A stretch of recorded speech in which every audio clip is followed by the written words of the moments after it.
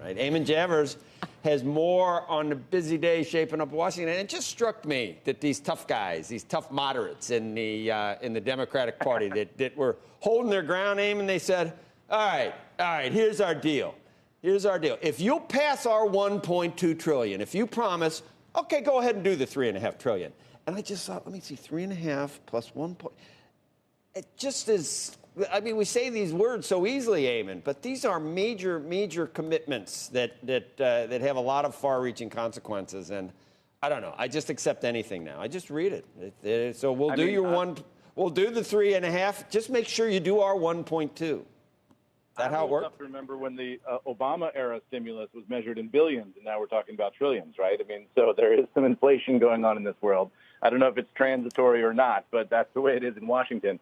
Look, the dilemma that Nancy Pelosi had yesterday was that she had these moderates who were saying, we won't vote for the $3.5 trillion package, which is desperately important to the progressives, unless we get a vote first on the infrastructure package, which has already passed the Senate, right? So they're saying, we got a big win here on infrastructure, roads, bridges, and all the rest.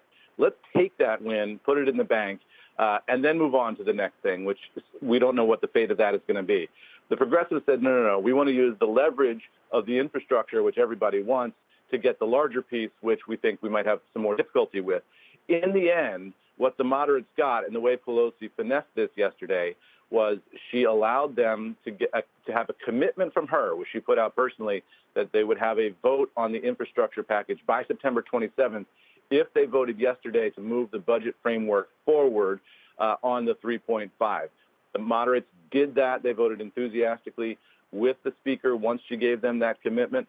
And so that's the way you have it. The 3.5 advances in the procedural process. That's not by any means final, but it advances along the track, and they get a commitment for a September 27th vote on final passage of the overall infrastructure bill. So Pelosi brought these two sort of sparring factions together, and you could say that the moderates lost in this, in the sense that they wanted the infrastructure bill first. They didn't get that. They did at least get something. They saved face, and they live to fight another day. Well, the far left faction says we're still not going to vote for that 1.2, even if, when that comes up on the 27th, the 3.5 is not going to be done. So they might say we're not going to do that. And then it won't pass. Yeah, they'll fold. They'll fold. That's a possibility, but I mean, a lot of this is negotiating positions that everybody stakes out in the beginning, and then you cave toward the middle, but you stake out the most extreme position. So when you cave less, right? That's an old Washington strategy. It's an old strategy and everything.